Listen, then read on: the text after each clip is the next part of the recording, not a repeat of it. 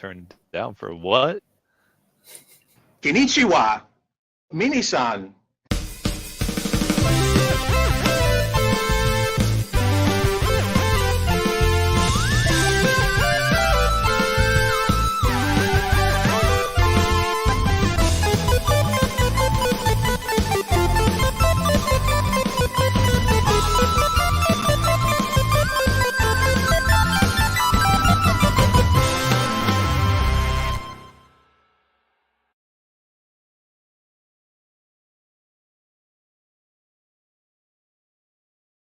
Hello, and welcome to Famicast 270, your Famicast for the early part of June 2024. I'm your host, Danny Bivens, and today I'm joined, as always, by, first, Mr.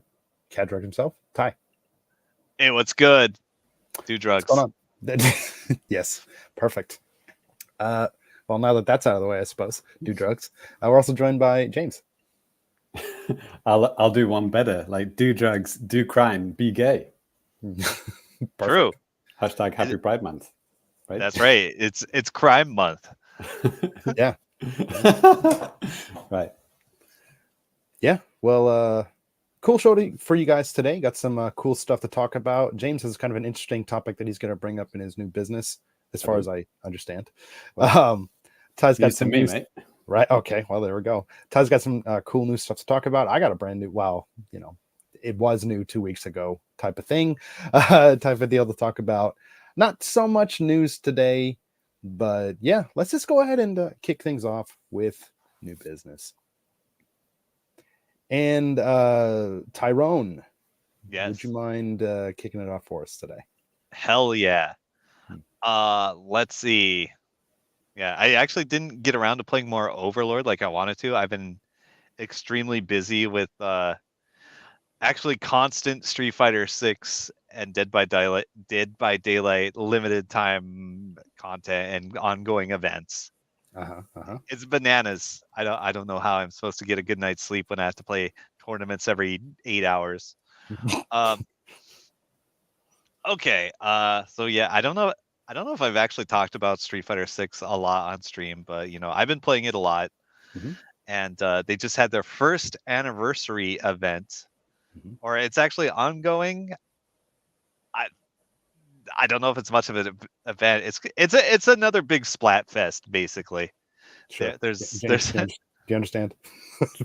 Yeah. Color me interested. Yeah, it's like the exact same system. You go to the lobby and get your t-shirt. Yeah. And you're asked to vote in a survey. But the thing is, Street Fighter 6 is there's apparently no limit on how many options they can have. It's not going to be 2 or 3. And right. like this one, the question is, who is your top tier? And I think by that, they mean, who is your favorite Street Fighter character of all time? Nice. Followed by an incredibly long list. Wow. Well, there's only 8 characters in Street Fighter 2, so wouldn't take that long, would it? Oh boy. My Ryu, Christ. Ken. Have you ever played Street Fighter 3 or Ultra Street Fighter 4 or even like Street Fighter 5 by the end? There's so many fucking characters. Guile, I think it's pronounced. Yes, Guile. That's absolutely correct. Man, I struggled with that as a 6th grader, let me tell you. Guile? Vega. I never had that. Yeah. I think that's a British thing. Actually, James, like, this is a weird thing. Like, when I hear British people say like beta, like a beta test, usually it's like beta. Wow. Yeah, beta test is the correct pronunciation. I thought you were going to say Sega. I heard a lot of Australians, especially Australians, say Sega. Well, it's like yeah. And crazy. Yeah. No. It's not Sega and it's not beta, but thanks for playing, fellas. Australians and British people, we agree on most things apart from Sega. Yeah. That's so weird. If it's beta, wouldn't it be Sega then, James? Right. I think well, if I can put my linguistic hat on just for 2 seconds, the correct Latin pronunciation would be bete, because it's the same sound in both parts. So we're all wrong, basically. Welcome to the club. Beta, whatever. All right. Sorry, Ty, here you go. Yeah, you guys What kind of side tangent was that? Yeah. Fucking hell. Jesus not a good Christ. Yeah, right. All right. What's the opposite of clipping something, Ty? Can you like unclip a part of a video? I Like don't know. delete it? Cut. Cringe. Thumbs down. Delete, Unsubscribe. Delete, unsubscribe. report. Report. There you go. Yeah. Report Well, it. Lemonade just confirmed it. He said Sega the Australian way. There He you go. says Sega That's- the Australian way. Well, there you Sega. I guess until the Mega Drive, they didn't know, did they? Because on the Master System, they didn't say it. And, TV spots and say it like that because Daniel backed me up on this. In the U.S., there was a whole series of infamous ads where they shout "Sega" at the end. Yeah. right. So it's kind of drilled into us from a young age. That's a different kind of drilling. Did Did Did it Totally ever get different TV spots pronunciation. in Australia? I'm curious to know. Anyway. Sega. Yeah. Yes. Street Fighter 6. They had Akuma came out the other week, Yes. and that was like the last character of their first year pass. So they're talking about the next one. Christ, what else is going on? There's in-game character birthday tournaments. That's a regular thing, and there was like 3 this week. Wow. One of them is tomorrow. One was last night, and the other one was the day before that. So I've been grinding, playing weird characters I don't normally play, etc. Doing so many spinning pile drivers. What else is going on? Akuma. There's another tournament today where you play the weird. Okay, so there's basically like a extreme battle. It's basically like a stage hazard mode. Okay. Yeah, and they're running a tournament for that. Cool.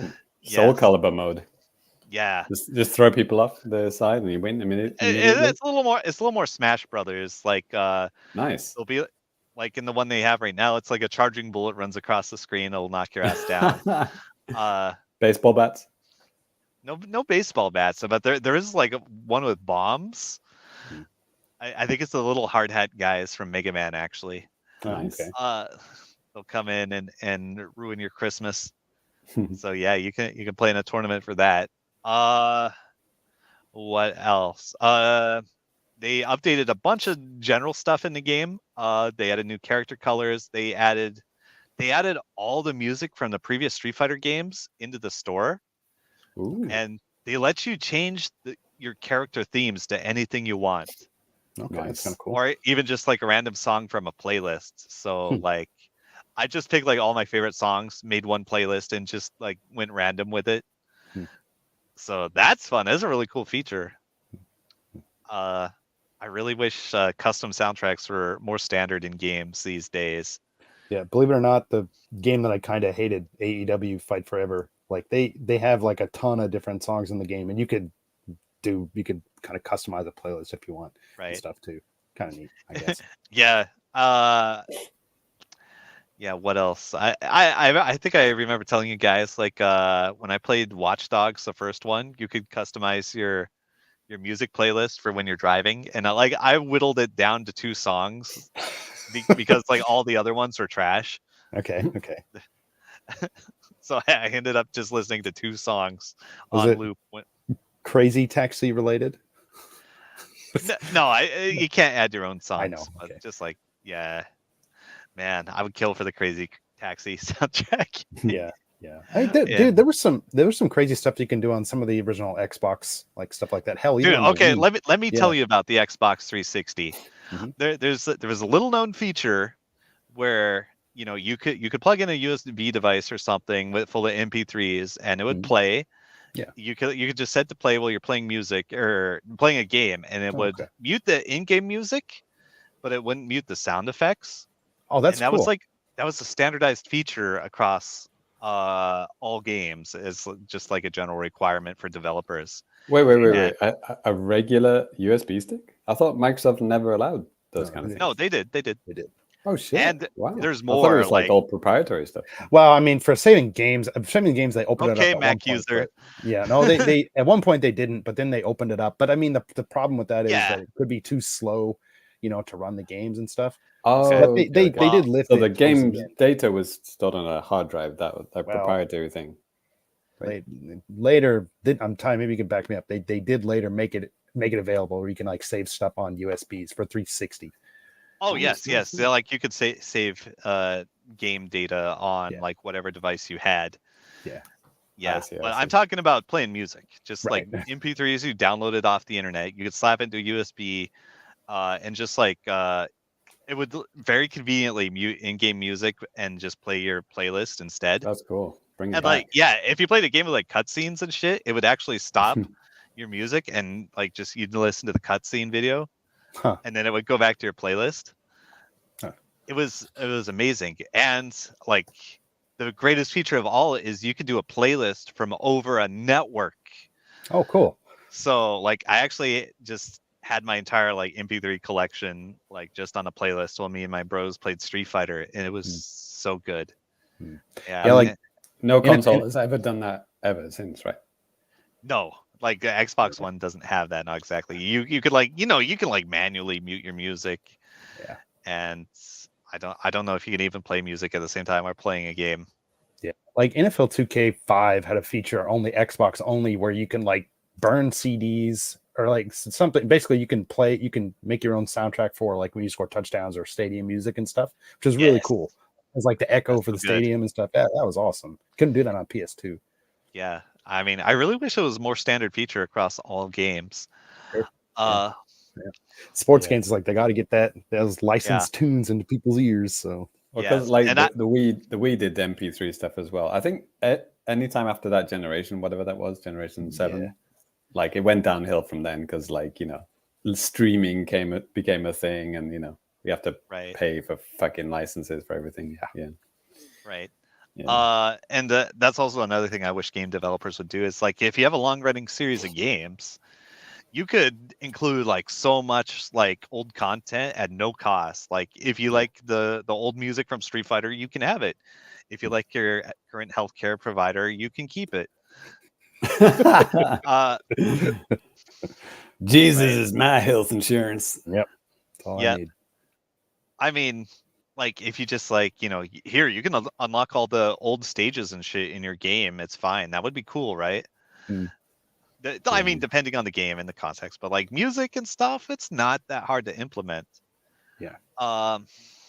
What else? So anyway, Street Fighter 6 is keeping me really busy, and cool, I'm sure they're about to announce the next round of DLC characters. It only took them 6 games to finally nail it. Good job. What else? Oh, maybe I should tell you about the funny Splatfest. So there's like the first time you enter the battle hub, like you are accosted to vote for the thing, and as with the Monster Hunter vote for your favorite weapon thing, a lot of people will just accidentally pick the top character. So I made sure to ask my friends, so what character is in the lead before I voted, and it was the top one. So I'm like, okay, I'm just gonna vote for the top character, which is Aki, the new character. They don't have like some kind of a confirmation thing, because like Splatoon does. They do, but you know how people are. Good point. Just like, I can't write, I can't read, I don't know how, and then just slamming Get buttons. this menu out of my way. I want to play fight game. Yeah. I mean, I nearly did it myself before I went back and did it deliberately. Sure. Right. So hopefully I get a fat stack of tickets or something. Yeah, they added to color 10 for every character with the year 2 update. What else? There's one more point I wanted to make. When you browse through the poll, like everyone is on there. Like even Street Fighter 1 shitters you haven't heard of in 30 years. Nice. Right? And it has like their most recent character art. So it's like you're gonna see like Street Fighter 6 and Street Fighter 5 character art, and you're like, okay. Then you like see the Street Fighter 1 character art that looks like it was done with an ink and pen in like 15 minutes, and you're like, nice. Yeah. It's not the greatest character designs in Street Fighter 1. I gotta say. Ugh. I mean, if you go back and look at the character Lee, it's basically just a like racist Chinese caricature. Oh well, It's pretty funny. twas the era, right? When did the first game release? Was it 89 or something? Or It sounds about right. Maybe early Yeah. 88. Yeah, somewhere around then. okay, I believe you. Yep. There are some fun callbacks to it though in Street Fighter 6.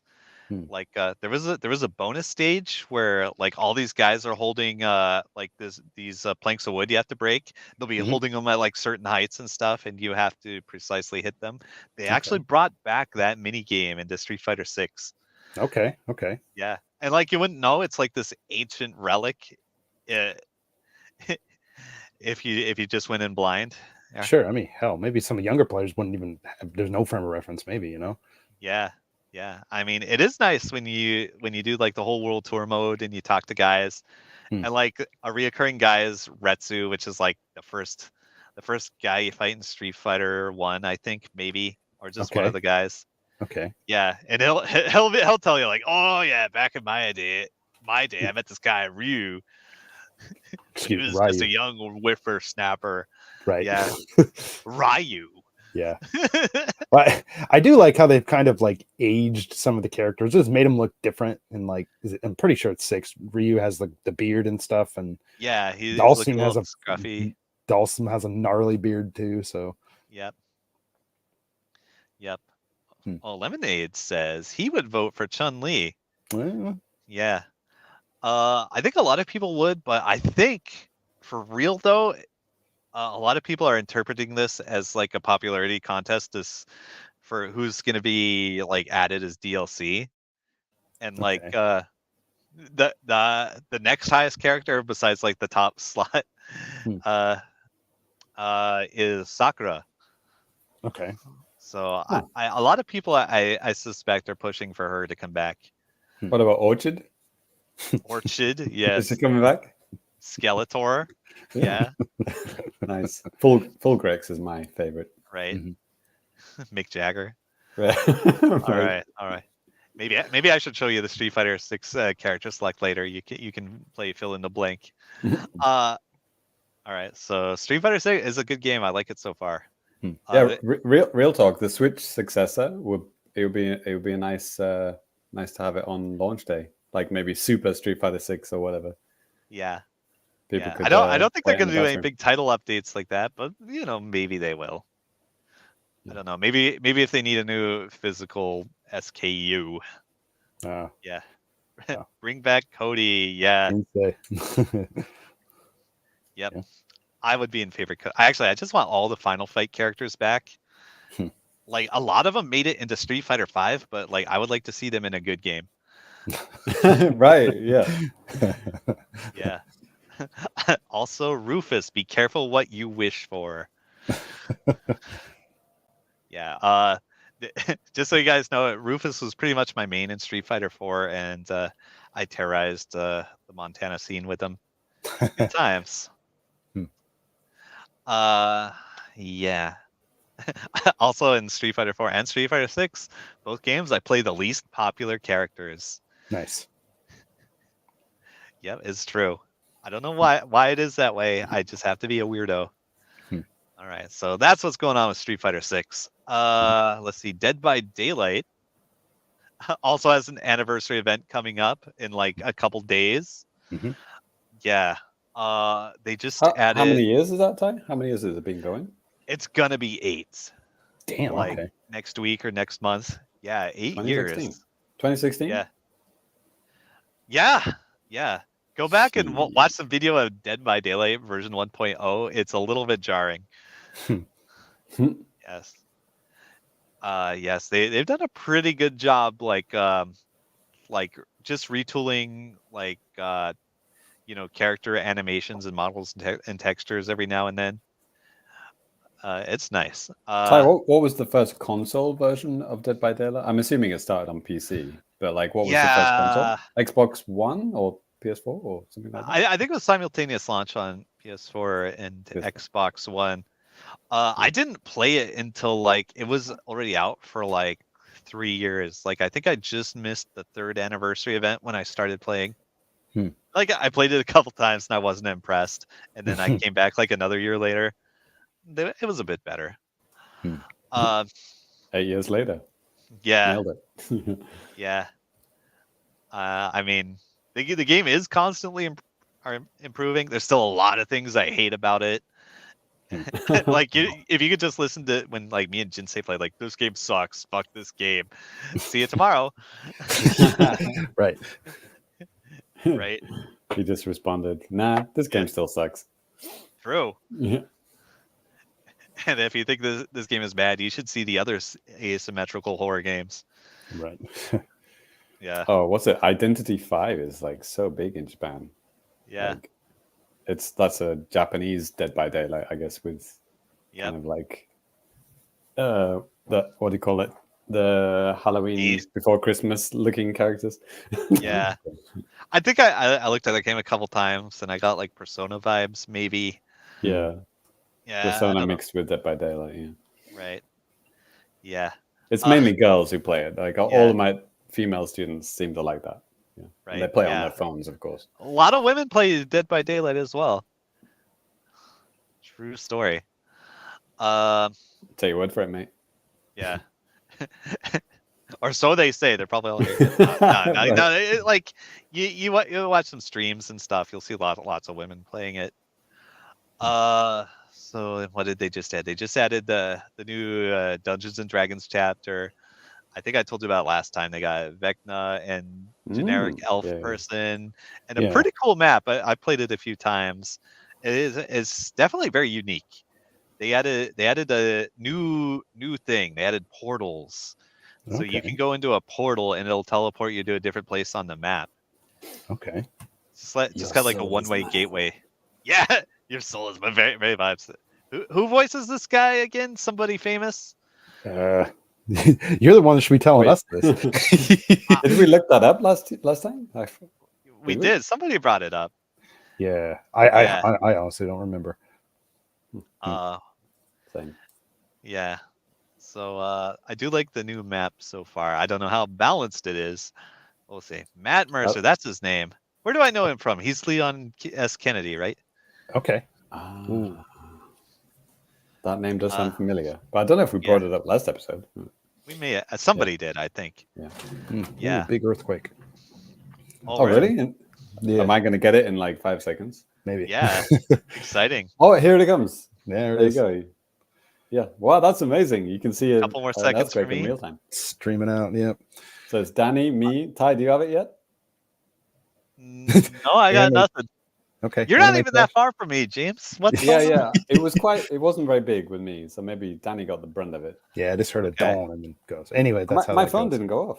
Yeah, mine didn't either. Well, it's not one of those. So it's not one of those. Yeah. All right. Yes. You could. Right. So like Danny is like farthest inland. Yeah. James is closer to the coast, but not as close as me.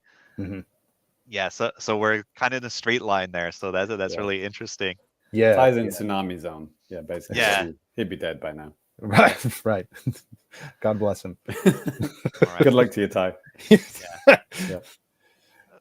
So the event they had leading up to this was the randomizer mode, the chaos shuffle. That's what it's called.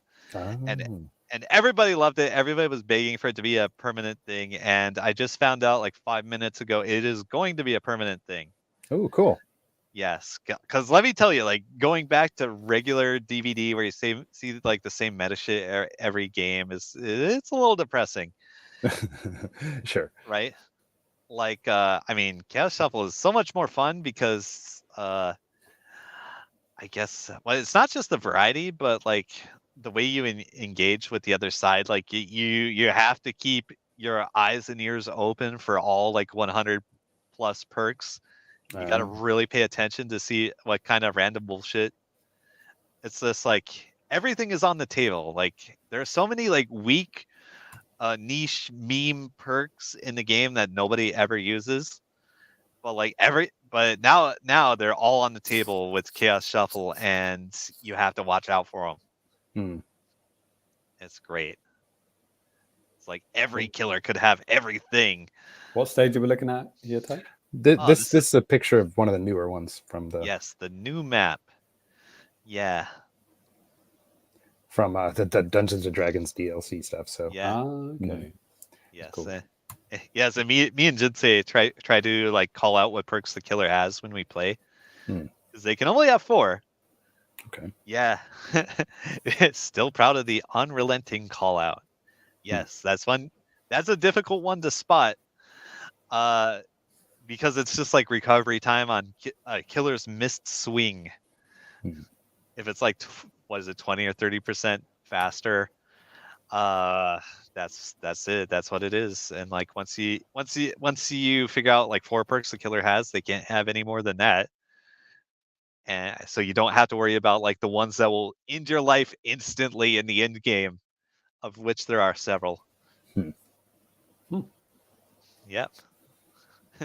It's like, oh god, does he have it? He has it. Oh. Is that the Dark Hold or something? Panic. Yeah. Or something. Yeah. Some Necronomicon looking book right here. Right. Yeah. Yeah. Yeah. It's like this map has a really cool like above ground area with the tower, and it has a pretty expansive underground dungeon. Right. It's very fun and interesting. Yeah, I like it. And then just if you're watching the video version, you can see a picture of the DVD version of Vecna that they had for it too. So it's pretty cool. The DVD D&D. Right, exactly. Yeah, DVD. Yeah, I was a bit Dastardly confused. Destructor downloaded digitally onto your device. in the agenda, it looks like Ty's keyboard got stuck. Just a random stream of letters. Yep. SF, DVD, right? Yep. DVD, D&D. Gotta love those little acronyms. Yeah, so that's what I've been playing. Okay. Hopefully I can get back to playing Overlord on Switch once all these cool events stop happening. Right. Would be nice. Yep. Okay. So yeah, Chaos Shuffle coming back. It's gonna be permanent. It says keep an eye out for an announcement after the anniversary event. Okay. Yeah, so anniversary event, I guess it usually runs 2 weeks. Oh yeah. And if you're new to DBD, and I know a lot of people watching right now are, when you play the anniversary event, you can get cakes, anniversary cakes off the Blood Web, and you get them. When you play it, like everybody in the match gets like an extra 100% blood points. Actually, it's gonna be 108% because it's the 8th anniversary. Yeah. And then everybody runs all of them all the time during the anniversary event. So you're getting like more than 5 times the regular amount of points per match. And you use those points to buy more cakes, and then you'll have like over a year's supply of fucking cakes to have constant point boosts. Infinite cakes. Infinite cakes, yes. So if you play anytime during the year, play during the anniversary event. Starting, I don't know, next week. Let me Google it real quick. It doesn't say. Oh wait, begins on June 13th. Okay, yeah, next week. Okay. All right, there you go. Yes, 108% more BP for everyone, and they stack. So that's 540%. That is bananas. You do the math. Right. You do the math. Yeah. All right, so that's what's going on with Street Fighter 6 and Dead by Daylight. Right. JC. All right. Okay. Cool. What's going on with you, man? Well, first of all, I'll just do a little update for the audio listeners. The video viewers can see already, but had a little rearrangement of my office, and basically I turned the whole fucking thing around. So I got desk on the other side. It was a complete job, but it feels a lot more spacious. I'm not going to show you on that side because I haven't finished doing it. But in the Discord, I asked the guys, the family friends, the exclusive zone of the Discord, like what amiibos should I display in today's episode, and we got some responses. So yeah, there's 8-Bit Mario, Rob, Donkey Kong and a squid, as requested by the guys. So yeah, I wanted to show the Amiibos because I actually got something related to Amiibos, and it's this, which for the audio listeners, I'm holding a teeny tiny little plastic box with a whole bunch of cards in it, little teeny tiny cards, and I'm going to show you what is inside that little teeny tiny plastic box by showing you in this video. Just bear with me 1 second. Where is the microfilm? Yes. Right. So yeah, inside that case were these tiny little cards. Have you guys heard of an online store called Temu? I think it's called Temu or Temu. Yep. Yeah. Yeah, you've seen those. So it's basically like this: a Chinese Amazon sells a whole bunch of Korean stuff. Is it Korean? Yeah. Yeah, really very cheap products. I've got a few things from there. Excuse me, just choking. Jeez. Okay. Well, I mean, yeah, if you're watching the video or if you're just listening to the audio, you can see like all these little things. It's cool. They're laid out in like little cards. They have a picture of essentially like what the Amiibo represent and stuff like that. And James is kind of just showing in the video here. Kind of. Yes. Thank you, Danny. Yeah, no problem. So yeah, because these are obviously unofficial Amiibo cards, these are Splatoon Amiibo cards. Like on the Temu website, I think it says like collectible NFC cards, and then you look at the photo and it's like clearly Splatoon, but it's like half covered up by something. Sure. So yeah, basically I've forgotten how many there are. Well, probably about 16, I think it is. Yeah, it looks something like that. Yeah, they've got like 4 squids, maybe 4 or 5 of the Inkling girls, 4 or 5 of the Inkling boys, and then it's got the Kelly Marie, and then Marina and Pearl. Mm-hmm. So that's Splatoon 1 idol characters and the Splatoon 2 idol characters, and then Splatoon 3 they didn't have the idol characters, like, but it had Small Fry, the little guy. Uh-huh. So yeah, basically like huge Amiibo collection, and these are unlock weapons and and gear and stuff like that, and I do actually have a lot of the actual Amiibos. Sure.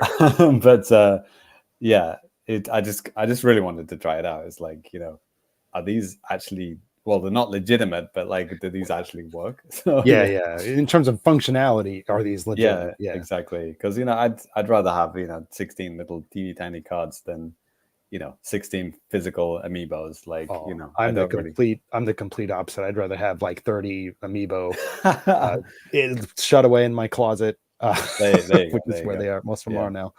Or maybe just display a few, and then there's too many. I have too many to display. Yeah, and they were also selling a Zelda pack, which cool, which actually has, I guess, more functionality, because you get like whatever armor and weapons and stuff that you can't. Well, I think you can get most of it without Amiibo in Tears of the Kingdom. Yeah, it just makes it easier. Yeah. It's like less random stuff. Anyway, and then with the stop this video, and then just to kind of finish the Splatoon chat. How do I stop this? Yes, the Splatoon chat. So I don't know if we talked about the Splatfest results. I mean, Ty was talking about the Street Fighter Splatfest, because we talked about the Splatfest itself, but we didn't talk about the results for the most recent one. What was it? The end of the world situation. Yeah, and the first one was rock paper scissors. By the way, Danny, you didn't believe me. Okay, no. I think I did. All right, maybe I didn't. It's that dumb. So the world premiere. Okay. Yeah, that was the first ever one. The demo thing or whatever. Yeah, because we're going up to the next Splatfest, I believe, will be the final one. Okay. It's like I think they promised like 2 years worth. Well, so I mean September. So I mean. No, I'm just saying the general chat amongst the community is like everyone's saying, yeah, the next one, it will be the final. Like, how do you feel about this being the final Splatfest? Okay. People who know their shit are saying that. So yeah, there have been quite a few. I mean, it's funny how this website displays all the winners from each area, like Right. Europe, America, and Japan, but they're all exactly the same. Like all the ones that won everywhere. I don't know why they did it. Only the ones that have that didn't exist in Japan, like the handshake versus high five or whatever, that wasn't in Japan. Sure. And then the Obanyaki, Yeah. whatever. Danny talked about that one. Yep. Yeah, Obanyaki was the winner. And then the best day of the weekend, I guess, wasn't in Japan. No, because they did. That was another collaboration Yeah. thing. It was kind of a 7-Eleven kind of, Cream, whatever that was. sweets, like Japanese sweets. Japanese sweets, yeah. What do you like? Yeah. And then what do you think of the potato chips? The usu shio was the winner. That one, yeah. So yeah, the last one, what would you do at World's End? Bucket list was the winner, and I didn't choose that one. So yeah, I think mine came third. Same old, just like me. Yeah, right. I did. I would have picked it, but I didn't even play. Yeah, and the springtime one before that was Bear Cubs. Okay, you're wrong. So yeah, and then the next big event would. Unfortunately, we're recording just before it started, but yeah, this weekend is the big run, which will be. Oh, sorry, is that in the JAPANews? No, that was last time. Okay, yeah, there the last one, yeah, man. Well, preview of the Japanese, but it's not in the Japanese anyway. Yeah. Thanks, Danny. Yeah, we talked about it last episode. Yeah. So yeah, I just know a little bit more about it now. Sure. Is that there are going to be fighting all three kaiju at the same time. Okay. But you will be given the Grizzco weapons. Everyone will get Grizzco weapons, which are like uber powerful versions of regular weapons. Okay. Like completely OP.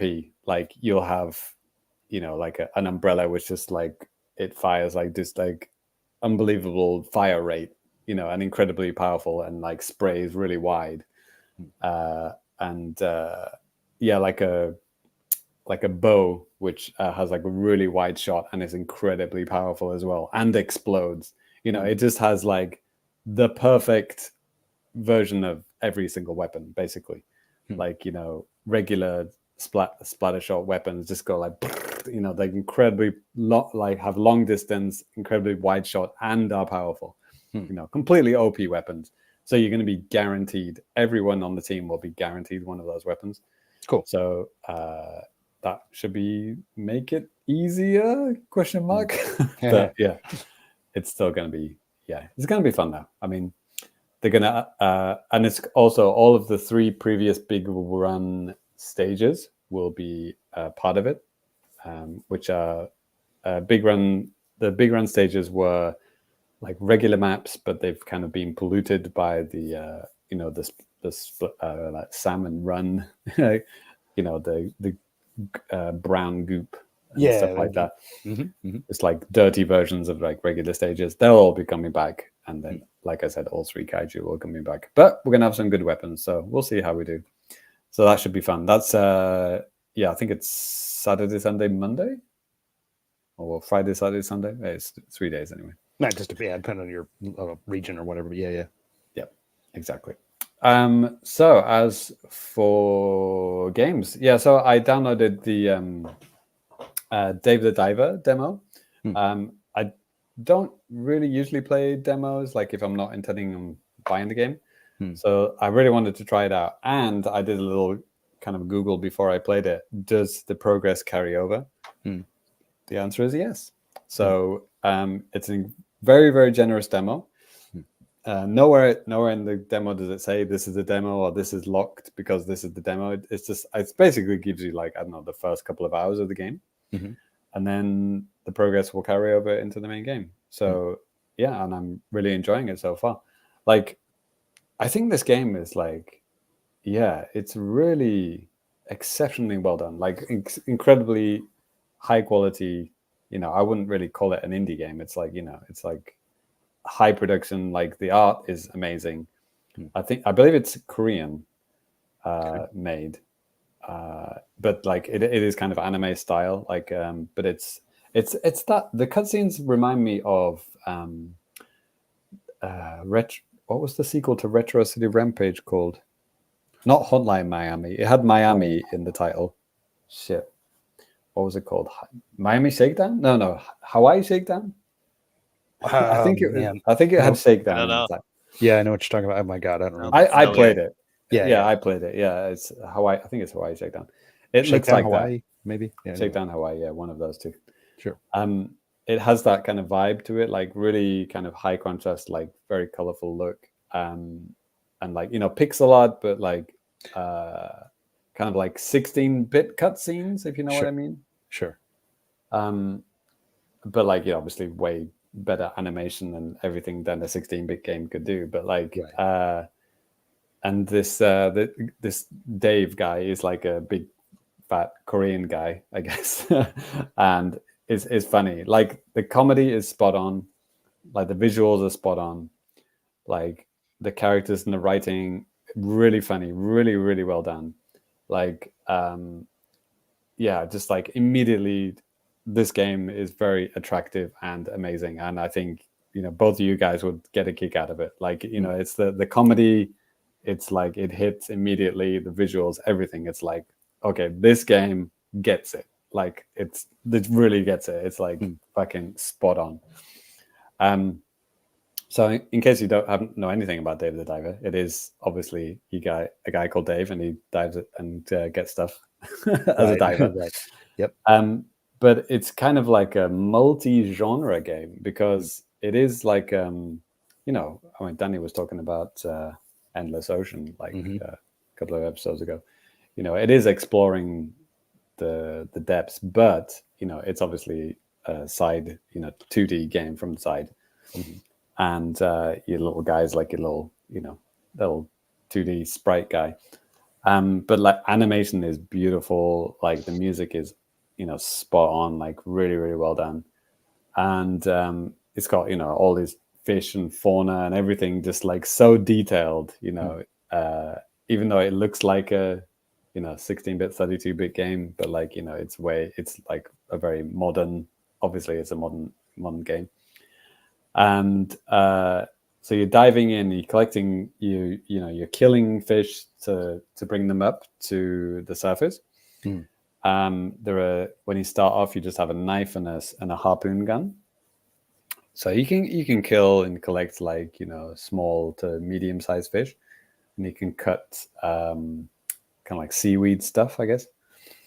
And you can find, you know, treasures and kind of interesting things in under the water as well. But then when you get to the surface, you know, the fish that you collected, you know, you then goes to like a different game. Another character gets introduced. This is like black samurai kind of guy, like really, really funny, like really, really well done. And he's like this kind of like sushi master who wants to use that fish in his sushi restaurant, which just got destroyed by like an earthquake. Wow, there you go. We just had a real earthquake about 20 minutes ago.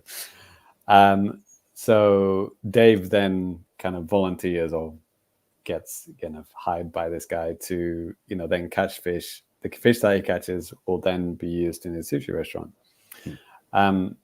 So you have this guy who wants you to dive down and, you know, collect fish and collect, you know, valuables to pay off, I think, the repairs to like something, I forget, or just for his business. And then the sushi chef, you know, he wants obviously to help out with the sushi restaurant. And then I just met this other character who's like this girl who's like, she's a scientist, and she wants to collect fish to not kill them, but actually put them in an aquarium and study them as well. So I haven't done much of that yet, but like, but yeah, the sushi restaurant thing is kind of like Overcooked, I guess. So you're selecting the ingredients, and then the guy is preparing the sushi, and then you're just like getting the orders and giving them to the right people. And then there's like also like a green tea pouring kind of not mini game, but like thing where you have to kind of pour the green tea correctly using the sticks and stuff, and not spill it and stuff like that.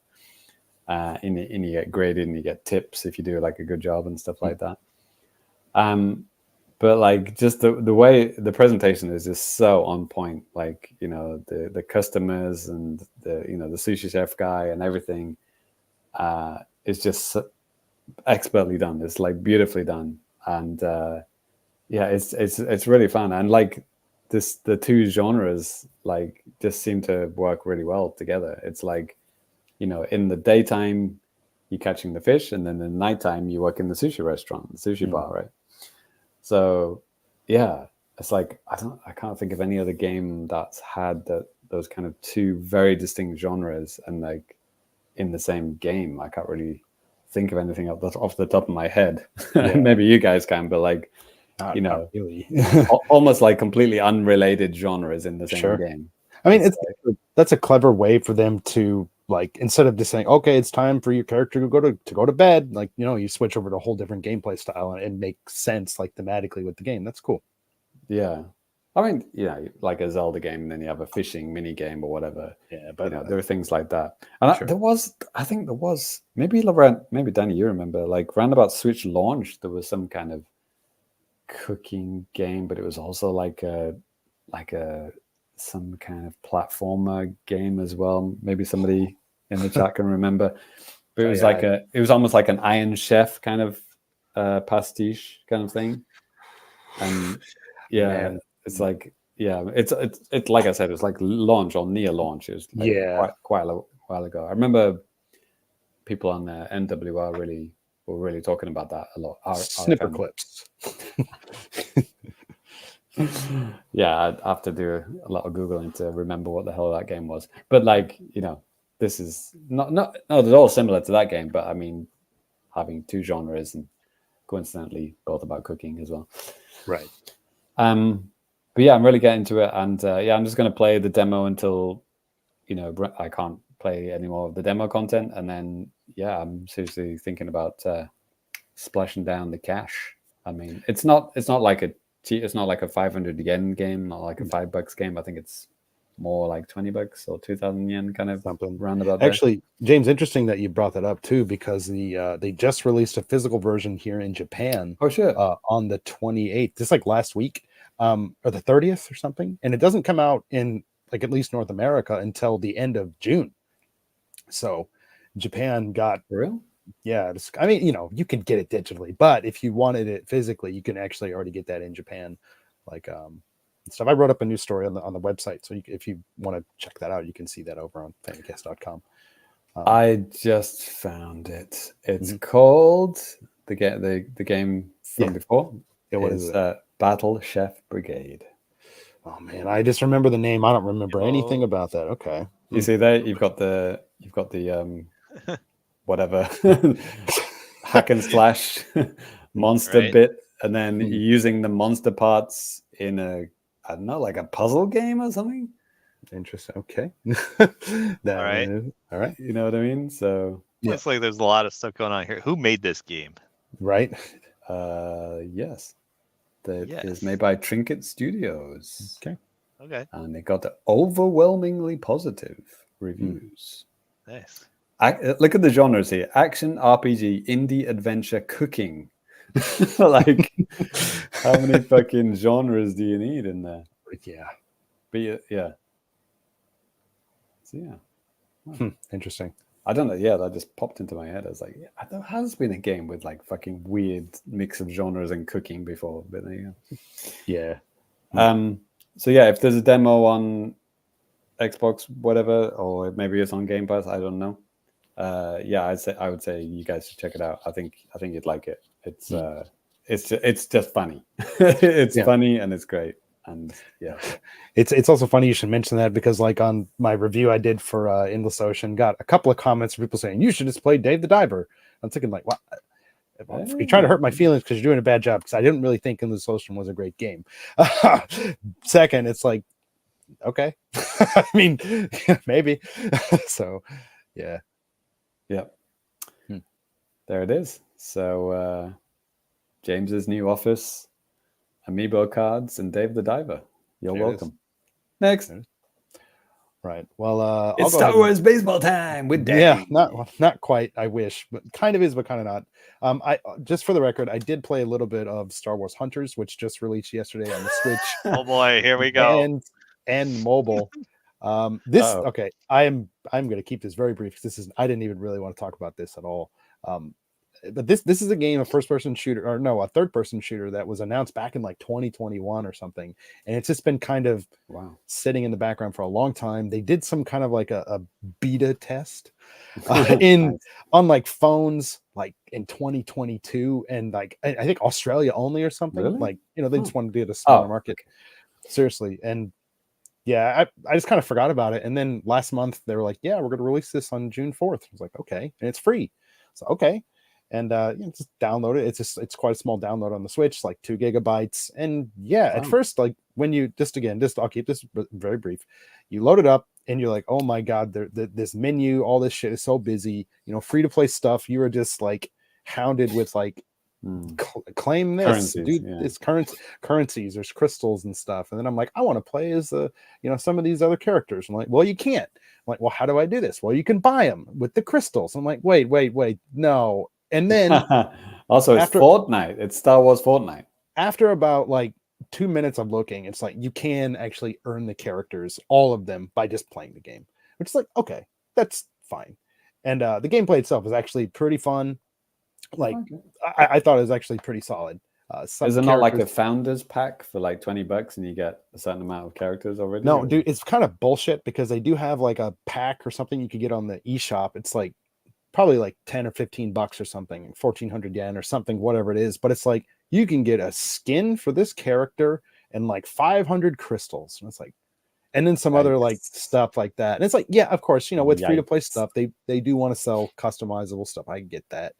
But like the crystals, like to buy a character, it ranges from like 1,000 to 2,000, or you can just play the game and get them for free. Yeah, it's never a good idea. They always kind of rebalance that stuff, and then people who bought stuff early on feel really pissed off. Like later, people get it for free or much less. Yeah, well, it's a cost of early adoption, I suppose. Balance, yeah, I don't know. I've been kind of having some fun with it, but I'll probably have to report back later on that. Today, though, I wanted to talk about a game that just came out right after the last podcast, and that's Paper Mario RPG, aka Paper Mario in the Thousand-Year Door on the Switch. Physical version. What's that? Physical version as well. Yeah, I got the physical version, baby. And did any of you guys check this one out back in the day? I think I know the answer, but figured I'd ask anyways. Never released in Europe. You sure about that? No, that's just my go-to excuse to get out of it. Yeah. Ty, I mean, at this point, this is like a 2004 release, I believe, on the Cube. Yeah, didn't play it. Okay. Okay. I'll kind of fast forward a little bit here because I do have like a lot of like the intro part of the game. But yeah, I mean, it starts out, Peach she's been kind of like on a vacation and she goes to kind of like this scummy looking town looking for some doodads. And essentially, yeah, I mean, it's your job as Mario to kind of like go around and save her. And, you meet some really interesting characters. You have this really great like storybook aesthetic, paper aesthetic and stuff like that permeates pretty much the whole game, not just the characters, but like, the stuff in the world as well. When you're going through loading screens, it's just like a piece of paper getting wadded up and then getting unfolded, like when you load up a new area, which is kind of a nice touch. And then, yeah, you do have like some other abilities and stuff that you get as well. Like right now, I'm only a little over 3 hours into the game, maybe coming up on 4. So I've only unlocked 1, and maybe you guys have seen this in the like the trailers and stuff like that, where you can turn into just different things. You can go thin and go through really like narrow walls. You can turn into a paper airplane, stuff like that. I have the paper airplane one because that's like the first thing you get in the game. And then like with that, you can jump off of very specific areas and turn into a plane, and then you can like go across chasms and stuff. What I like about this compared to Origami King, which came out back in 2020, like Origami King, I'm trying to remember what it was about the battle system that I didn't like. I can't quite put my finger on it. It just didn't seem like there was as much like danger with that, where in this one you could like, die. At the same time, though, at least up to this point, nothing's been like overly challenging, which is kind of nice if you're just wanting to kind of just play through a game, just to kind of stress free, But battles they're fun. Like you see enemies on the screen and that you can run into them or stomp them, or they can run into you. You can get early hits on them and stuff. There's always some kind of an action element with this as well. If you're using the hammer with Mario, you pull back on the joystick and release it at the right time to get like the maximum amount of damage. There's a jump that you can do as well. Same thing, just button timing and stuff too. There's a blocking mechanic too. I mean, you could basically take no damage if you're really good at blocking. And they also have like another blocking thing where you can actually, when the enemy's coming in, you can actually block and deal them some damage. It's quite a bit harder than just the regular block because it's just the hit window or whatever for that is just so much more narrow. So yeah, you just got to kind of be on your toes and just think about, is this a good time to use this or not? So, but yeah, I mean, like I said, I'm still just a couple of hours in, 3-4 hours in or whatever. I've fought like a boss in the game. I can maybe actually show you guys that one too. This blooper guy, huge blooper. It's pretty fun. But yeah, I'm just kind of still working my way through, and it looks like, yeah, Russ is saying like, hey, I only recently finished the original Paper Mario. Probably will not pick this one up until I see it for a low price or become rich. Yeah, and no, I really like the original Paper Mario too. Like that was one of my favorite games on the 64. It was great to have an RPG on the system, albeit a little bit late to the party, as it were. But no, graphically and stuff like that, it was amazing on the 64, and this is even better than it probably would have been on the GameCube. It's really sharp visuals. Some people might complain because it is not 60 frames a second. I'm not really overly bothered by that at this. I think it's fine for what it is. You don't need to have 60 frames in a game like this because there's not a lot of timing and there's not a lot of Twitch nature and stuff involved. It would have been nice to have, but I don't think it's necessary. But Danny, did you hear about the sleeve, the GameCube reversible sleeve thing? Oh yeah, what's that in the West, right? Yeah, like English speaking territories. Yeah, you can get that sleeve. That looked really cool. Looking on the inside now, you don't have that, but the box art that's available around the world, it is pretty faithful to like the Japanese original. Unfortunately, I don't have the Japanese original, so I can't show you. But I mean, it essentially looks pretty much the same. There might be like some kind of like a little bit of difference in like the aspect ratio or whatever because the box size was a little bit different for the GameCube. But I thought it was cool that they kind of went with something like that. Not that I hated, the original North American or Western box art for the game. I thought it was fine, but yeah. Oh, James, you pulling it up? Oh, yes. Yeah. I did see this one. I think I saw it on social media. Yeah, James pulled this up here too. It's like, yeah, receive a free slip cover when you pre-order. Oh, pre-orders. Okay. Was that GameStop or something? Oh, boy. Yeah, GameStop exclusive. God. Yeah, this seems like the sort of thing they should have just have as a printable on Nintendo's website or something. But I thought it was and the 1,000-year door. It's just Paper Mario, the 1,000-year door. Yeah, the 1,000-year door. Yeah, kind of weird. But in Japan, again, it's just Paper Mario RPG, and the original N64 one was just called Mario's Story. So, yeah, the original 64 one, I think it was about a 7 or 8 month delay in Europe. But the GameCube one was just 1 month delay in Europe. So they got better by GameCube era.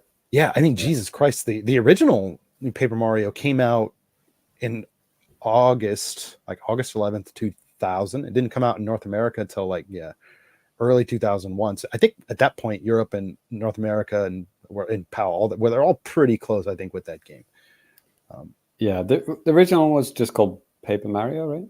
Yep, just Paper Mario. Yeah, Japan was August 2000. Yeah. America was February 2001. So February. Okay. Yeah, and then PAL was October 2001. Okay, well, that's like just a hop, skip, and a jump away from the GameCube at that point, man. Like, yeah, that's like a year and 2 months after Japan.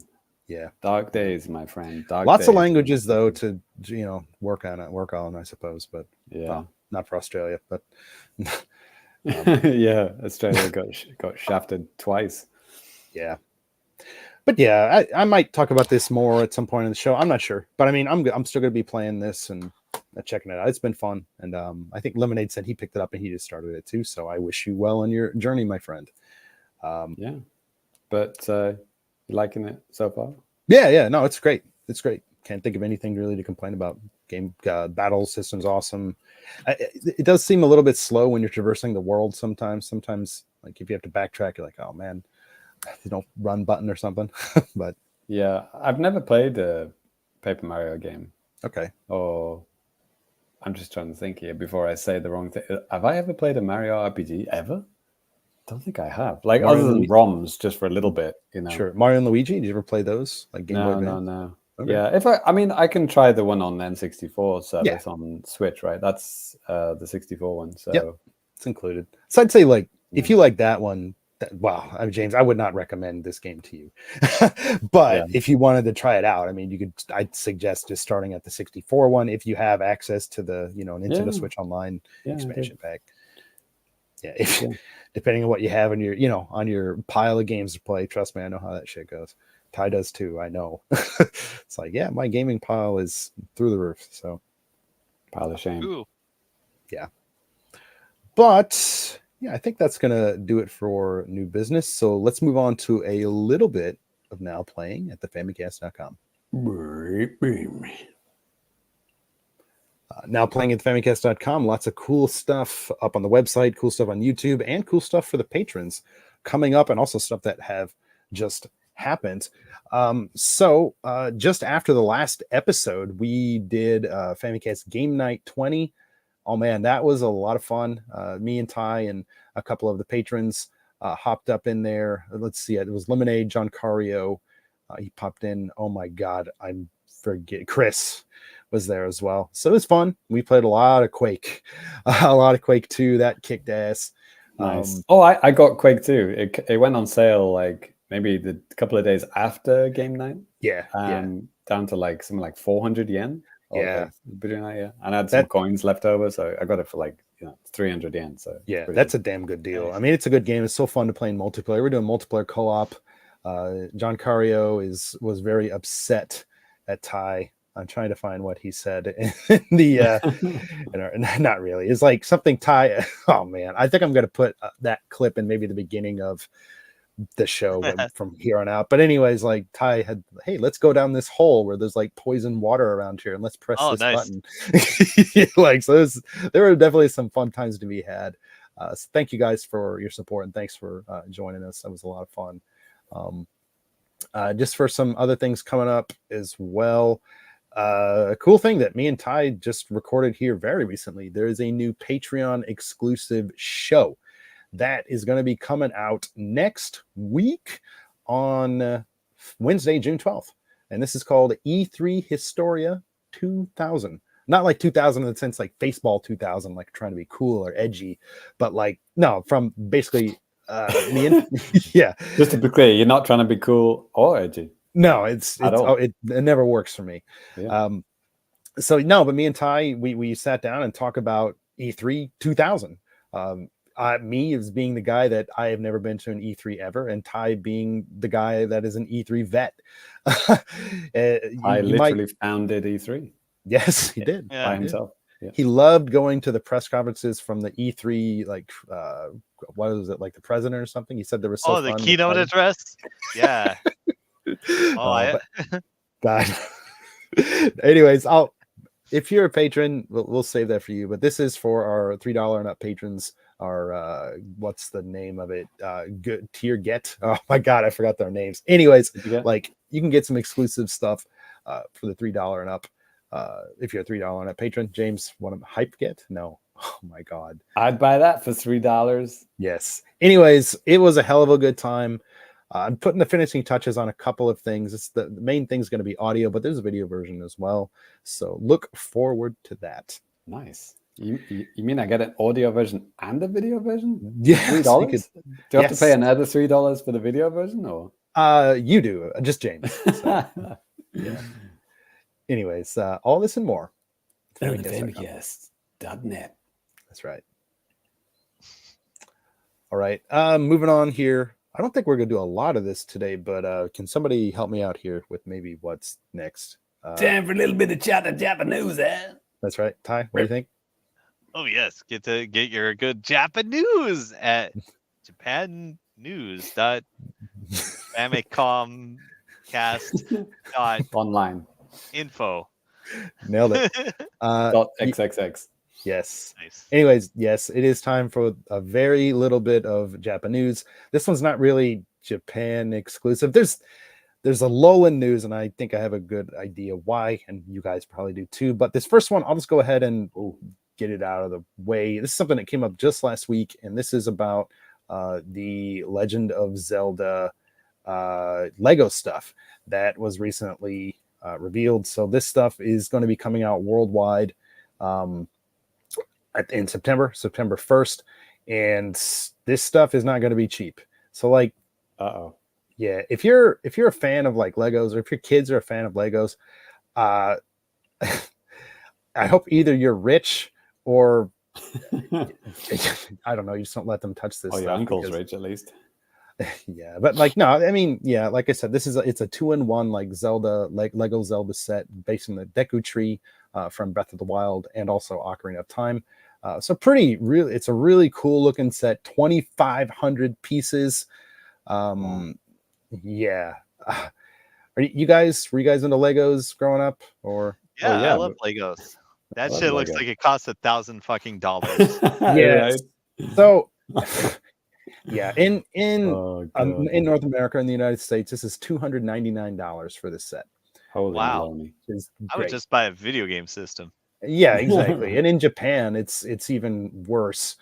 It's 41,980 yen. I know it's just sound like moon money to a lot of you guys out there or something, but yeah. Well, you say it's more expensive, but isn't that the same, if not cheaper?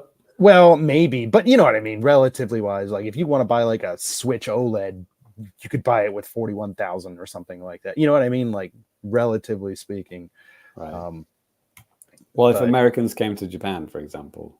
Well, then I'd have to look at the exchange, but maybe $263. There you go. And how much is it actually in America? $299? $299. Yeah, come to Japan, it's only $260. Good luck finding it if you come here. By the time you get it, it's probably gonna. But yeah. But no, it's a cool set, but it's just, I always just find it kind of almost sickening how like this shit is just like way overpriced. Like you think, oh man, kids would love this, and they probably would, but I wouldn't give my kid a fucking $300 Lego set. Then again, Legos as 2 seconds back when I was a kid, you know, my parents were buying them, so I have no idea how much that stuff cost back then. But well, I don't think even the most expensive Lego cost that much. Jesus Christ. Yeah, right. I mean, yeah, I know some of this Nintendo collaboration stuff was expensive, like that NES that they had with that TV, which is cool, but it's like that's clearly aimed at like adults. And I mean, this one kind of, I mean, the price is kind of aimed towards an older crowd.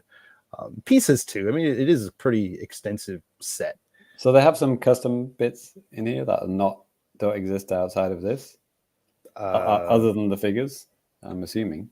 I mean, probably. I'm not a Lego master or expert or something like that. They might have some proprietary things. I mean, when I was a kid, like the most expensive thing, which I never got, was like, you know, something like the space shuttle, and it's like, it's like it costs £40. Oh my god, £40 for Lego. It's like, yeah, now £40 is like fucking cheap set at this point. That's just like a pack doesn't even come in a cardboard box. It's just like, here's a figure and a tree. Right. It's like, okay, cool, thanks.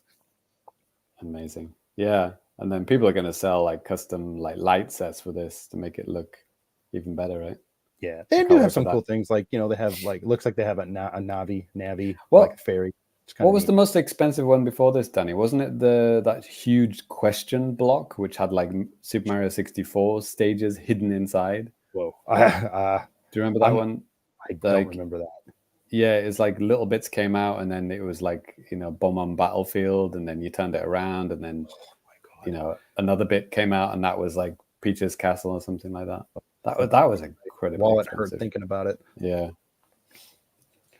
Yeah, I believe it, because I mean it's either that or the NES with the Super Mario TV one or whatever, which is also The TV one cheaper than this though in Japan. I don't remember the price.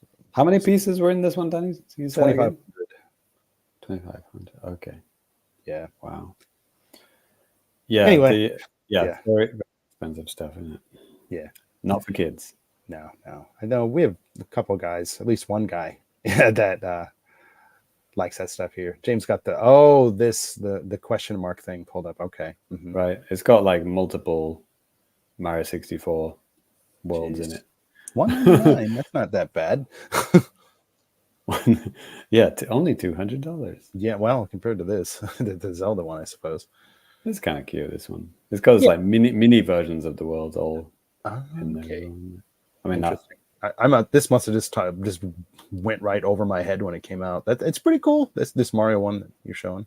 Yeah, the question block. Yeah, I thought this was the most expensive one until now. $200. Yeah, maybe the TV one is more. I don't know. It is. But yeah, I mean, again, like I said, with Nintendo stuff, there hasn't been like a ton of news coming out here recently, and that's, I think, because there is a Nintendo Direct that's coming up this month. I mean, that's been confirmed. Well, so it's like Famicast curse. It could be like tomorrow or something. Before this goes live. Yeah, right. So people say, why aren't the guys talking about the E3 Direct? I mean, come on. Yeah. I mean, we did kind of cover this. I think the maybe not last episode, the episode before, when they kind of revealed that there was going to be a June Direct. So I think we said a lot about it. But just, I guess, before we move on, do you guys have any last minute predictions or anything like that? Well, it's the 5th of June. There'll be no announcements. We don't know. This is just rumors. We have absolutely no idea. 5th of June, 2024. Okay. Yep. So they've already said that it's not going to talk about the Switch successor. It's only talking about Switch games this year. Yeah. So anyone's guess. I mean, that Pokemon remake, or we don't even know if it's a remake. If it would have been Pokemon, they would have announced something by now, I think. You think so? Yeah. So this is like the E3 without being the E3 one, Yeah, basically. Well, yes. Yeah. I mean, E3 for me was basically just like the Nintendo Direct anyway. Right. Yeah. And then I found out about the other stuff later. Yeah. Well, I mean, the other stuff, as James put it, it's starting next week. Like, there are a lot of companies that are starting to show off a bunch of stuff next week. So it seems like Nintendo of America always kind of hounds maybe NCO, like, hey, let's just do this shit at the same time, because video games are like, people are paying attention to these super closely now, so let's be a part of the conversation. Yeah, and I like that they do the Treehouse live streams as well.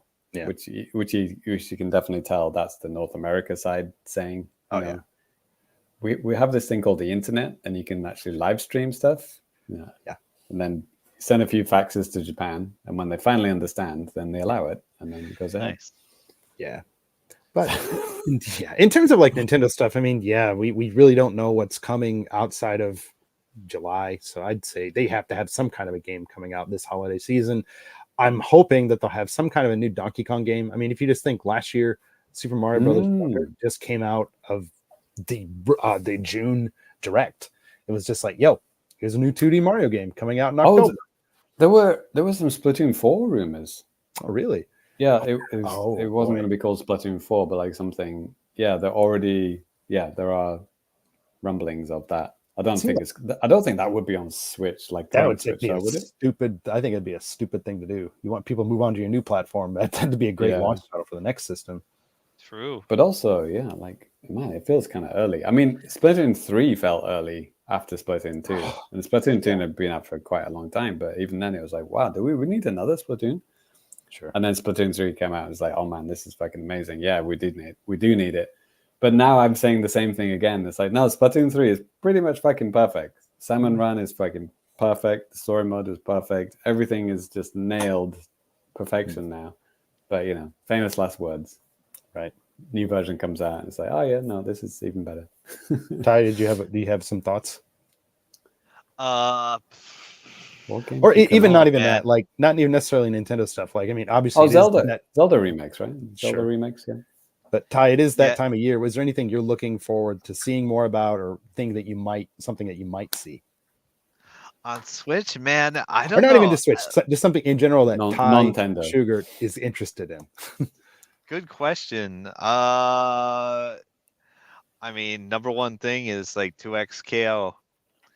Like, I imagine that.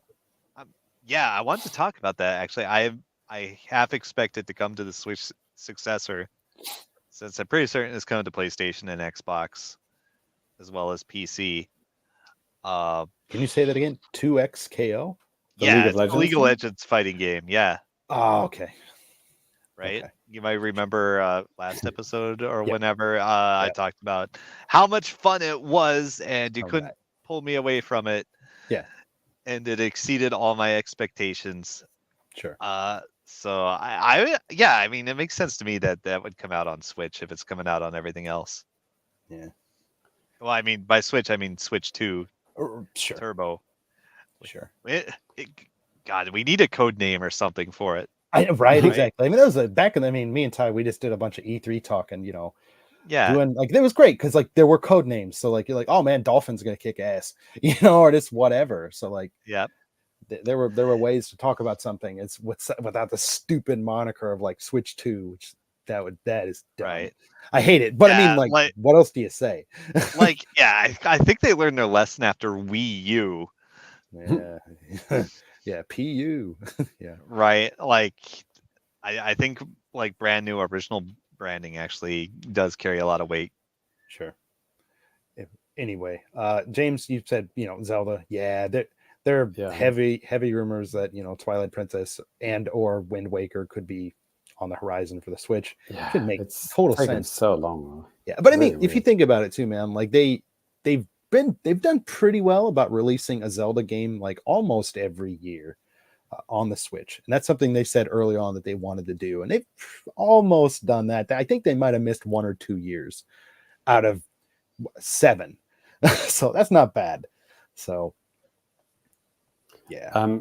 Did maybe Ty heard about this one? That new free-to-play Star Wars game from the Ubisoft. It's like all of the Ubisoft IPs in one game. Did you hear about this one, Ty? Rayman. Maybe. Tom It's Clancy. called X Defiant. So it's like Far Cry 6, Splinter Cell, The Division, Ghost Recon, and Watch Dogs. Okay. I was thinking free like to play arena shooter. I don't know, man. Right. Yeah. I remember playing Rayman Arena. It was like the worst game I'd ever played in my life. Perfect. Right. It's the same thing. Thanks for dredging up that traumatic memory. You're welcome. Yeah. Yeah, I mean, I could see this being on the. Well, I don't know if this is like this would be on Switch or Switch successor at this point. I don't know what the graphical limitations are of this thing, but yeah, maybe something like that. But yeah, as for first party stuff, I have no idea outside of Zelda. I mean, even then, I'm not even sure. Right. It's like because like a 3D Mario is obviously going to be on the new system as like a launch title or near launch title. Splatoon 4, same thing. Yep. Animal Crossing, yeah. I mean, Just that's fucking wait. Yeah, so many of their big franchises, like just wait. That's why I think a Donkey Kong, like a 2D Donkey Kong game, would be a good. Yeah, like a remake or like a like a lesser known like a B tier, C tier thing. Yeah, but they're kind of running out of those. I mean, we've talked about this in several episodes now. In what's left, it's like we keep going back to Punch Out and like Stunt Race FX. Like what else is there? Xenoblade Chronicles X. Maybe they'll just be like, "Yo, let's get the rest of the games off of the Wii U and put them on the Switch." Right. They've almost got all of them. So yeah, because that's like it's like a Wii U thing. So that's like that's an easier game to just kind of port over and have some kind of big expansive game that people actually. Some people, well, definitely on RFN, they're asking for it. I liked it. I thought it was fun. Oh yeah, right. I remember. Yeah, you played that game for like 100 hours or something, didn't you? Something like that. Got it at launch day too. Like it was out here well before it was out in the West. So yeah, that's It's a kind good of cool. shout because then you've got like a Zelda-like game without it actually being Zelda, and it is a remake, and no one played it because it was on Wii U. Right. Yeah. So yeah, It'd be kind of fun to play it in English too, because I had to play it only in Japanese. oh shit, Yeah. Right. Yeah. Language locked, region locked up the wazoo. Yeah. I'm glad those days are over. Yeah. Metroid Dread 2? There were some kind of rumors about some kind of remake Metro. Maybe they'll do like Samus Returns on the Switch. Yeah, because that studio, I mean, it's not Nintendo, is it? It's like that kind of Mexican studio, whatever, Latino studio. It's like, I remember in the credits for Dread, it was like half the names were like, you know, Watanabe, and the other ones are like Luis Cuatero Gonzalez, and then Hiroshi Yamauchi, and it was like just the weirdest fucking mixture of names. Javier Banderas and Takeshi Yokoi. Yes. Yeah. So yeah, the whatever, the Spanish side, Mexican side, I think they started a sequel pretty much immediately. So whether that'll be on Switch or the successor, I don't know. But yeah, it's that all happened before Metroid Prime 4, to be honest. Yeah, I think that's a very realistic expectation. Yeah, Super Metroid remake in that style. That'd be cool. That'd be kind of cool. All right. I don't know. Yeah. Well, we'll see. We are as out of the loop as you guys, so we're all going to be surprised by Nintendo stuff, other stuff, all that stuff too. James Allen looks like he dropped by here too. Hello, one and all, dropping by to say hi. Finally made the live show. Hey, man, welcome back. It's always been a while for you, dude. Maybe had Lego mentioned. Right. I think we somehow just summoned James summoned him. With the say Lego 3 times and James Arnold. He'll appear in your mirror. Anyways, speaking of appearing in your mirror, Ty. What? Yeah. Yes. Harsh. It's anime trash time. If you say anime trash 3 times in the mirror at night on Friday the 13th, Ty will come to your house. Yeah, that's right. All right. Anime trash. Gonna try to make this brief. I have 3 boxes, I think. Actually, I got this box today. I don't know what it is. It might not be anime trash. It's another one of these. Uh-oh. I didn't read the label before I peeled it off. Tax exemptions.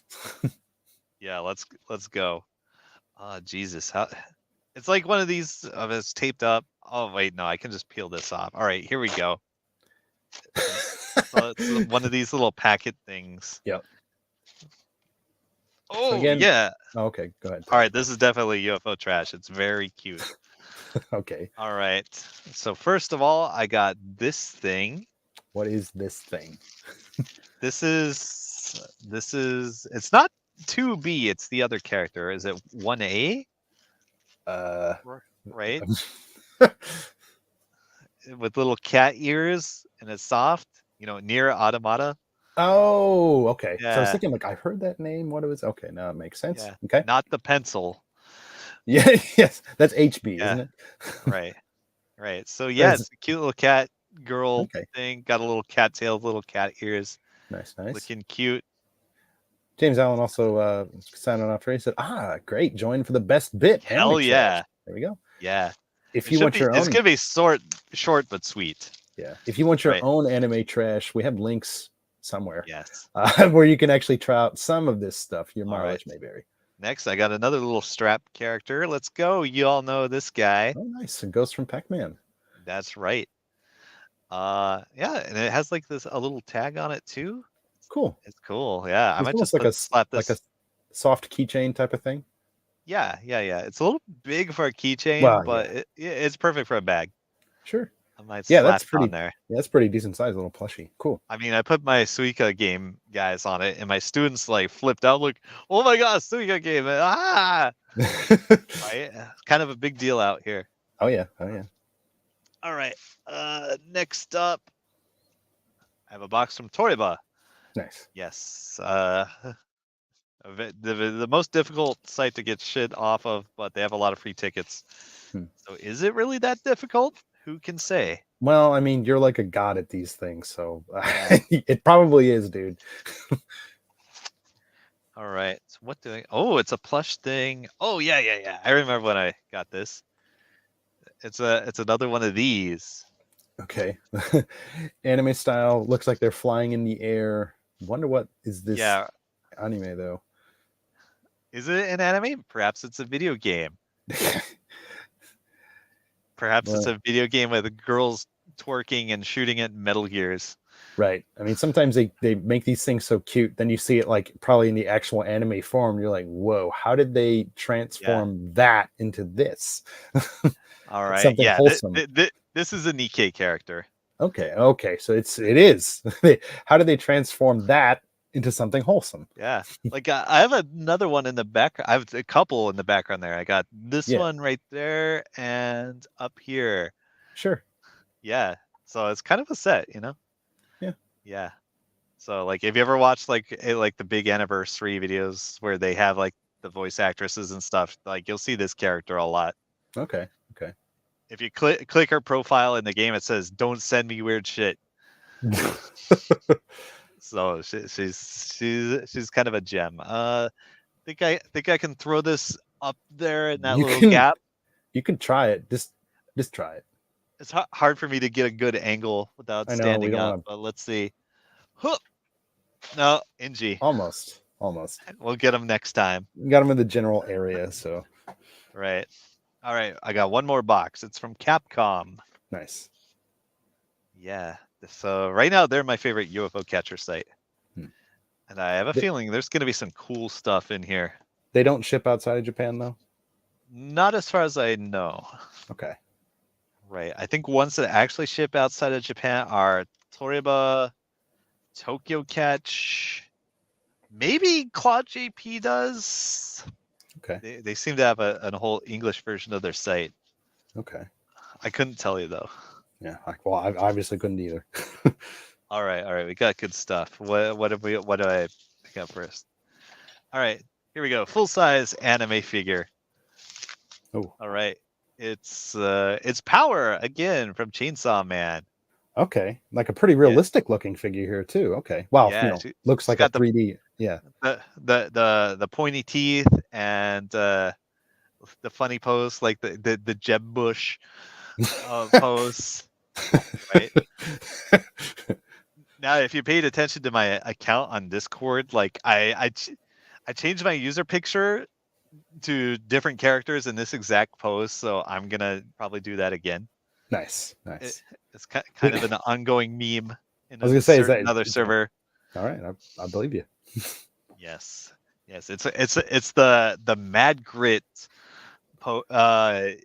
icon from Dead by Daylight. It's one of the 100 perks in there. It's just like a guy in a hoodie going like this. Okay. It's pretty good. I mean, it's great that I said the Jeb Bush pose, and you knew exactly what I was talking about. Yeah, I said. Well, I think I do. Well, then I saw the post too. So. And speaking of Dead by Daylight, I actually have a Dead by Daylight figure. It's just a little guy. Ooh. But it's the Trapper. It's cool. Boy. How big would you say that figure is? I think it's said on the site. It's like 8 centimeters. Should I open it up? Yeah, sure. All right. While you open it up, actually, Lemonade said that he says, "Hey, I have a let's see, I have a figure of Power holding a cute cat." Nice. Yeah, I probably have a few Power figures. I have the Bunny Girl one. Right. Most importantly. Exactly. Oh yeah.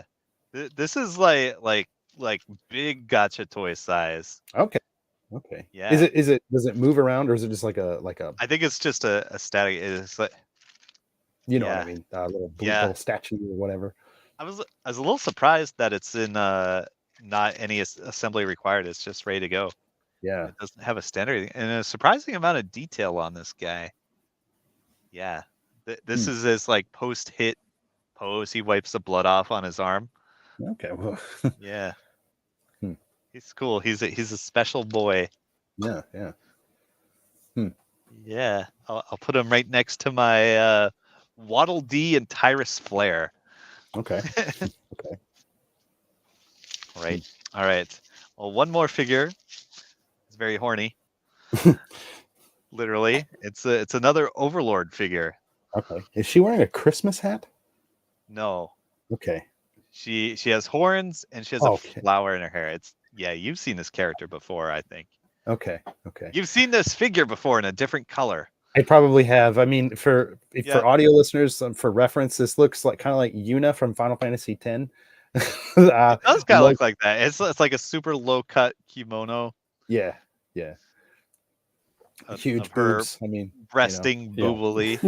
For the audio listeners, boobs. Yeah, boobs. Boobs. Hell yeah, love anime girl boobs. Yeah, there you go. Oh yeah, it's Albedo from Overlord. That's her name. Okay. I remember you must have said that last episode or the Yes. episode before or the episode Yes. before or the episode. Fettuccine Alfredo. Yes. Yeah, I have a lot of her figures now actually because waifu. Mhm. Well, Lemonade has one word to say. Nice. Nice. Yep. Okay, so that's all the anime trash, I think. Is there one Okay. more thing in this box? Nope, that's everything. Short Okay. and sweet. It's pretty good. I really like this Pac-Man. No, Ghost. that's great. Yeah. That's nice. Little I can ghost. Yeah. spin him. Pinky, Winky, Blinky, and Flinky. They have names. Yeah. They have Like two different words. names in Japan, Clyde. I believe. Yes, Clyde. Clyde is Oh. the orange one. Okay. Pinky is the pink one. Makes It's not sense. just like Ghost 1, Ghost 2 in Japanese. Or Ghost something 3. like that. What the hell were they in Japan? I know the red one is Kage. Okay. They do have names. Legend of. Yeah. Yep. I All right. believe it's pronounced Cage. Yes, actually. Cage. No, that's the I- Virtual Fighter. I really hate that game. Well, the NES version of or whatever, Legend of Cage. Anyways, I think NES version of Virtua Fighter. I was like, Jesus. yes, Wow. that's it's my second favorite version of the game. No. Mhm. Okay, well that'll do it for some anime trash. So let's move on. And James, you got anything ready for us or? Yeah, well, I heard the music, so I just assumed we're going straight into it. Okay, let's do it. Yes, it's time for the Fukubukuro of Fabulousness. Just a brief one today because we're running short on time. But this is the part of the show where we're going to tell you what games you're going to be playing. So yeah, just be quiet and get your wallet open. So these games are, well, a lot of games that kind of go past us, right? Like, best games of the previous year. And then it's like we haven't played any of them. So these are all games from last year with high ratings and that are on sale right now. So it's a good time to kind of like catch up with the best games of last year. So these are all 2023 releases, okay? Although some of them are kind of bundles, which, bundles of games that did come out like last year, earlier than last year. So anyway, so the first one I wanted to point out was For a Vast Future, which is I found out through Guillaume on RFN. And it's like a Game Boy looking RPG. Oh. But, like obviously like a modern game, but like kind of looks like a Game Boy game. Cool. Which is like right up my alley.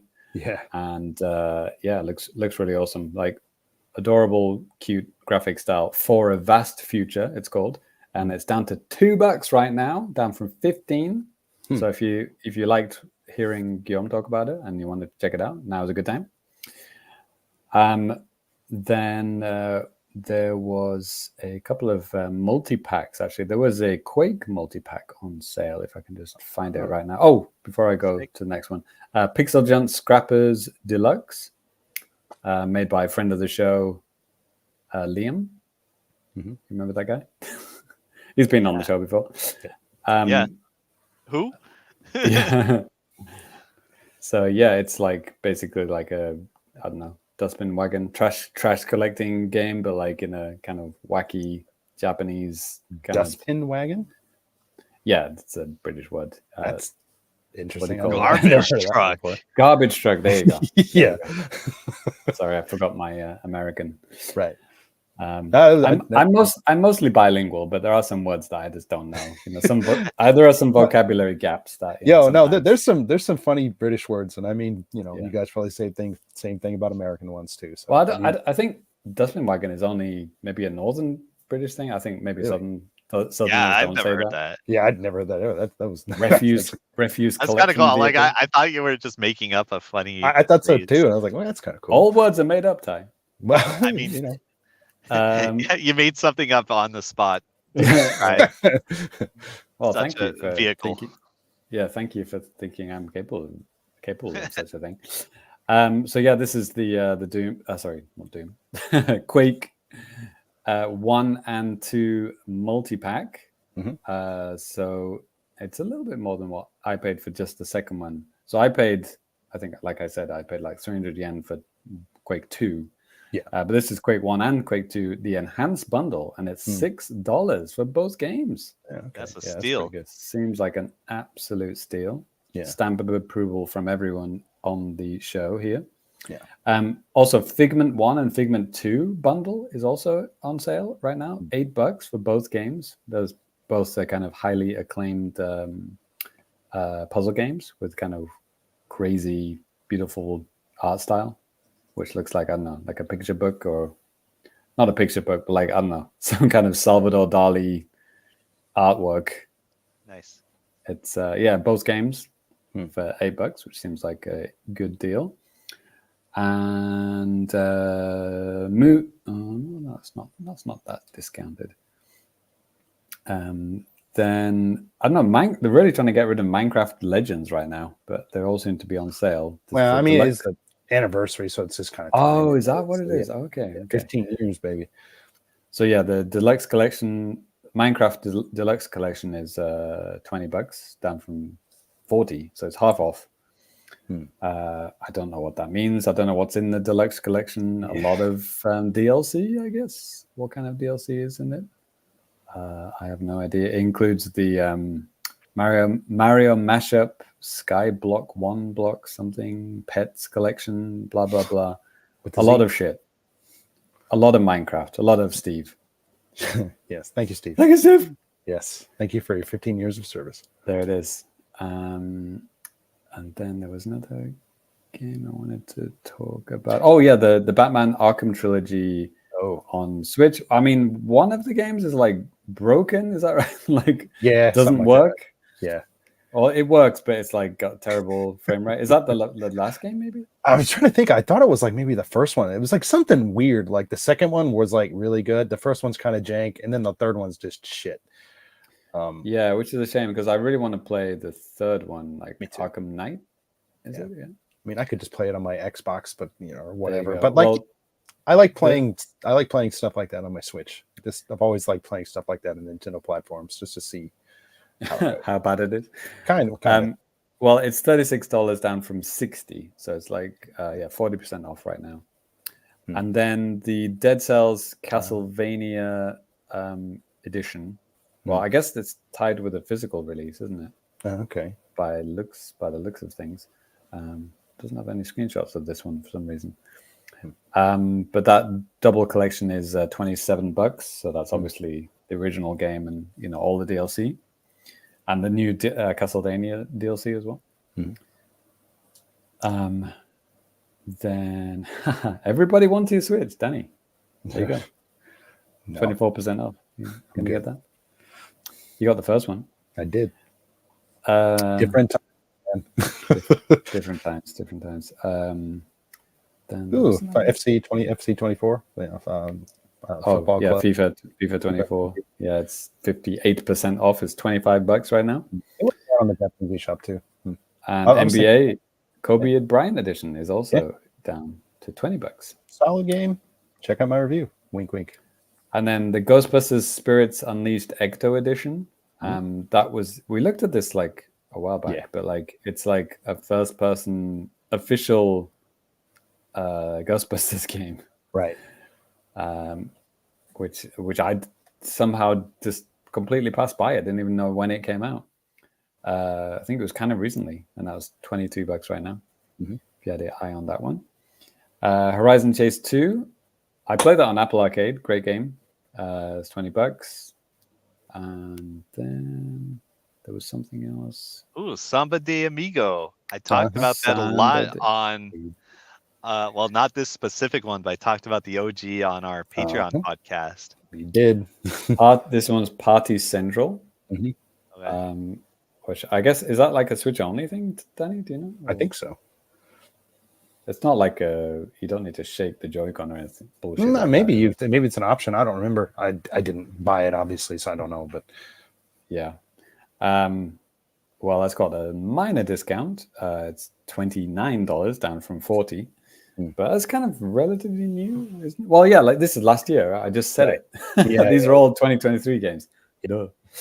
Yeah, that's not even a year old yet. Anyway, SpongeBob SquarePants: The Cosmic Shake. Also, it's $20. And then there was something else really big that there's kind of a lot of games that came out last year. Sonic Origins Plus is $25. Oh, SteamWorld Build. That was it. Oh, okay. Yeah, SteamWorld Build. Yeah, I was kind of interested in this one. The I don't know. The Metacritic score is 77. Okay. It got like some decent reviews. And I like all the SteamWorld games. And I feel like I should try this one out. This is the not SimCity style game, I guess. Right. Building game. Yeah, it's $18, down from 30. If anyone's interested in trying that one out. Metal Gear Solid Collection is $30, down from 60. Pretty much half off right now. Oh, this one, yeah, it's not that much of a discount, unfortunately. But Bomb Rush Cyberpunk. The Jet Grind Radio game. Jet Grind Radio, basically is got a small discount. But I thought the game looked fucking awesome. But maybe put that one on your wish list and wait for a bigger price drop. It's only down to $28, down from 40. But yeah, these are relatively new games, right? So they're not going to have that much of a discount yet. Oh, there's Quake 2 on its own, $4. Yeah, I think that's what I bought. And yeah, that is about it. Yeah. Mario RPG gets 33% off. That's quite a big discount for a first-party Nintendo game. Yeah. We're going to get lower than that. Yeah. I don't think any first-party Nintendo game gets more than 33, 30, 40%, maybe? Depends. I mean, 1-2 Switch 2, or the return of it, whatever the hell it's called. That seems like it was been on fire sale. Russ had a complaint, James. He said, I need a refund from JC. I bought Ivanov on his recommendation last time, and my girlfriend didn't like it. All right. Write your letter of complaint to Danny Bivens. Yes, I'm taking care of all the complaints. Get right on it. Yes, yes. And but he did say, hey, I approve of the Figment games. There you go. Get both for whatever, $8 or kind of balances out. So it's like a little bit of yin, a little bit of yang. Boom. You don't even need a new game anymore. Yeah, check the UK store, Russ. Tell me if the Figment bundle is on the European store as well. Yeah. Cool. All right. Well, before we close out the show, let's go to just a tiny bit of feedback from you guys. And again, if you guys want to leave us any kind of feedback, you can do that a lot of different ways. If you watch us live on YouTube, you can sign up in the comments like a lot of these fine folks have been doing, and we'll read it out on the show live. You can hit us up at thefamicast@gmail.com, hit us up on social media at thefamicast, and you can have your stuff read out on the air like these guys. So actually, James, this is something that was kind of directed towards you during the last episode, because you up like some like UK based like TV shows and stuff like that were like a big deal and stuff like that. And Rock, just in the last episode, he just went ahead and commented, said, hey, JC, it appears they rebooted Game Master on Channel 4, like / on demand and stuff like that. Seems it's been happening this year. That's amazing. Yeah. So it's currently on right now? This year. So I'm not, I mean, I don't live in the UK, so I don't know. Oh, shit. Wow. Yeah. I just found it here. Dominic Diamond was the host for the 6 of the original 7 series. Blah, blah, blah, blah. Oh, Sir Trevor MacDonald has replaced Sir Patrick Moore as the games master himself. That's amazing. That's great. I'm glad that Ronald's son can get a job. So Games Master was this kind of a giant holographic head which came on again and gave tips and advice. So the original one was Sir Patrick Moore, this kind of legendary astronomer, and then I think he passed away. Okay. And then he was replaced by Sir Trevor MacDonald, who's a news reporter. Oh. They obviously they don't know anything about games, but they just got a very nice voice. It's like, I don't know. Sure. It would be like the voice of Darth Vader, like, you know, James Earl Jones. James Earl Jones. It's like someone like that. You know, it's got like amazing voice, a lot of you know, brevity to his voice, but they know nothing about games. But that's not the point. Yeah, they just look cool and have a cool voice. Right. Oh, but yeah, that's amazing, man. That's yeah. Thanks for telling me. I'll have to check that out. And who's Whoa, yeah, I'm definitely gonna check that out. It was a great show back in the day. I mean, they ran the trailer for, like, you know, the first Metal Gear game, Metal Gear Solid. Like, I remember watching the trailer as part of that show, and I was like, holy shit, this looks like a fucking movie. Like, is that really a video game? You know, being very, very excited. Yeah. Yeah. Again, there were some more comments and stuff like that, but running a little bit late today, so we're gonna go ahead and close up the feedback basket there, or whatever it's made of. Right. And that is actually going to close out the show. So if you guys want to follow any of us personally, which I don't know why you would want to do that, you can.